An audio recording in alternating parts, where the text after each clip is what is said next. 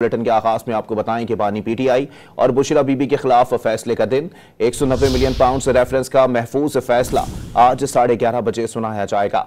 एहतसाब अदालत इस्लामाबाद के जज नासिर जावेद राना फैसला अडियाला जेल में सुनाएंगे।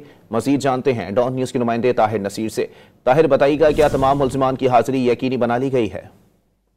देखिए अली, आज 190 मिलियन पाउंड के रेफरेंस का फैसला दिन 11:30 बजे सेंट्रल जेल अडियाला में सुनाया जाएगा। इस्लामाबाद की एहतसाब अदालत के जज नासिर जावेद राना ये फैसला सुनाएंगे और इस हवाले से 18 दिसंबर को फैसला महफूज किया गया था। 3 दफा ये फैसला मौखर किया गया है।